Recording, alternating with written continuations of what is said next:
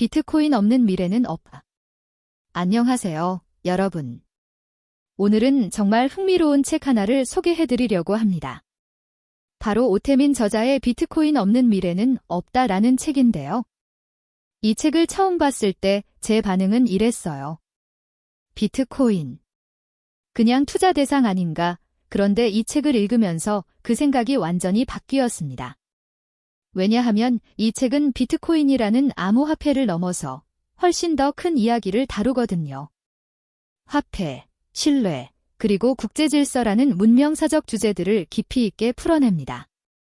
사실 저는 이 책을 읽기 전까지 비트코인을 단순히 투기의 대상이나 기술적 혁신 정도로만 생각했어요.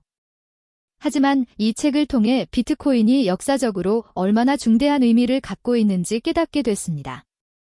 그럼 함께 살펴볼까요? 1. 왜 비트코인 없는 미래는 없다일까? 저자는 아주 흥미로운 출발점에서 이야기를 시작합니다. 화폐는 실물이 아닌 신뢰에 기반한다. 이 명제 자체가 정말 생각해볼 만한 거예요. 우리가 손에 쥔 지폐든 은행 계좌의 숫자든 결국 다 누군가의 신뢰 위에 있다는 겁니다. 그리고 저자는 비트코인을 단순한 기술이나 투자 자산이 아니라 문명사적 사건으로 봐야 한다고 주장합니다. 이건 정말 대담한 주장이죠. 즉, 비트코인이 없다면 미래의 화폐, 금융, 그리고 국가 질서를 상상하기 어렵다는 거예요. 이건 단순히 비트코인이 비쌀 것이다라는 예측이 아니라 인류 문명의 구조 자체가 바뀐다는 의미입니다. 정말 흥미로운 명제 아닌가요? 이 책은 어떻게 구성되어 있을까? 이 책의 구조가 정말 잘 짜여 있어요. 차근차근 따라가다 보면 하나의 큰 흐름이 보입니다.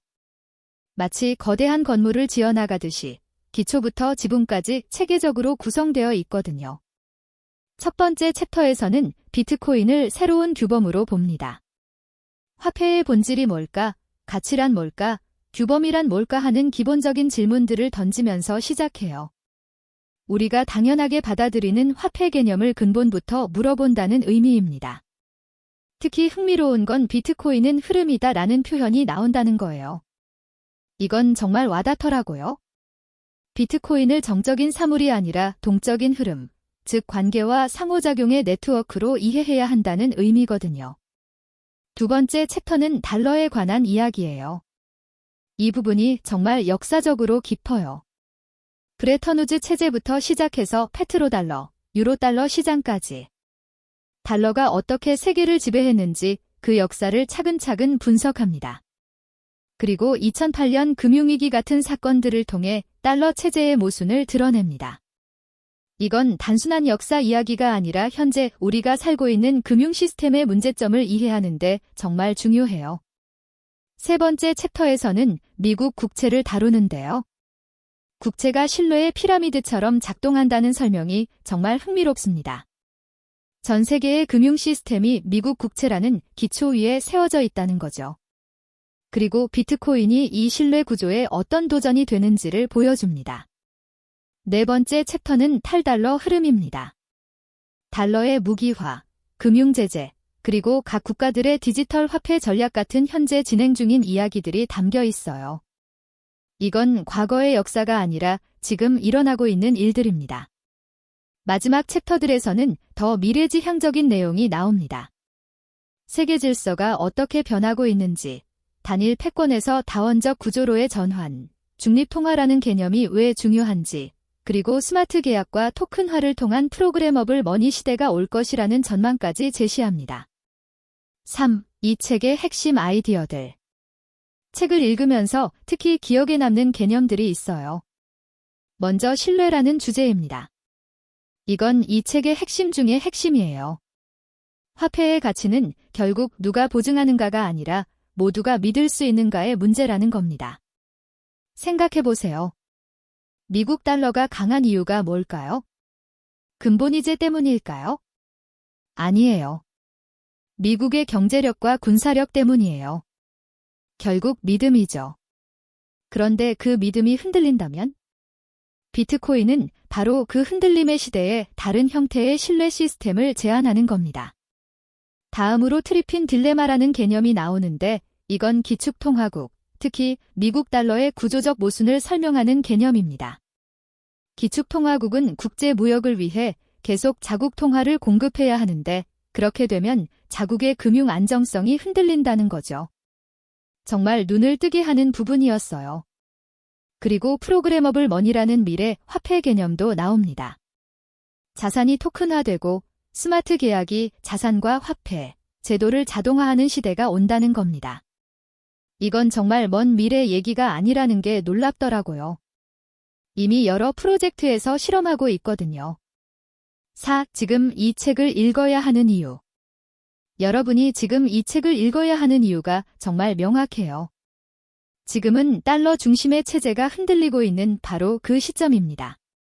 BRICS 국가들이 자국 통화로의 거래를 늘리고 중국이 디지털 위안화를 추진하고 여러 국가가 달러 외에 다른 옵션을 찾고 있습니다. 이 책은 그 변화를 이해하기 위한 역사와 경제적 맥락을 제공합니다. 또한 이 책은 비트코인을 투자의 대상이 아니라 문명적 전환기로 바라보게 해줍니다. 우리가 던져야 할 질문은 비트코인이 오를까?가 아니라 왜 존재하고 어떤 의미를 갖는가? 라는 더 깊은 질문입니다. 개인적으로는 우리가 살고 있는 금융 시스템, 자산 관리, 화폐 개념 자체가 변하는 시대에 어떻게 대응해야 할지 생각해보는 계기가 됩니다. 이건 단순히 투자 결정을 내리는 것 이상의 의미가 있어요. 어떤 분들에게 추천할까? 이 책은 정말 다양한 독자층에게 추천하고 싶어요. 경제나 금융에 관심 있는 분들이라면 달러, 패권과 국제 금융 질서 변화에 대한 깊이 있는 통찰을 얻을 수 있습니다. 뉴스에서 보이는 단편적인 정보가 아니라 깊은 역사적 맥락 속에서 현재를 이해할 수 있게 돼요. 암호화폐나 블록체인에 관심 있는 분들도 꼭 읽어보세요. 기술과 투자 이전의 철학적, 제도적, 그리고 문명적 시각을 갖게 될 거예요. 이건 정말 중요합니다. 왜냐하면 기술을 이해하려면 그 기술이 왜 필요한지, 어떤 문제를 해결하려는 건지 먼저 알아야 하니까요. 사회과학이나 인문학에 관심 있는 분들도 마찬가지입니다. 화폐, 신뢰, 질서라는 거대한 주제를 비트코인이라는 구체적인 사례로 접근할 수 있으니까요. 읽을 때의 팁을 드리자면 각 챕터마다 제시된 심화학습 코너들을 활용하는 게 좋습니다. 그리고 자신의 자산 포트폴리오와 금융 사고방식을 점검해보는 계기로 삼아보세요.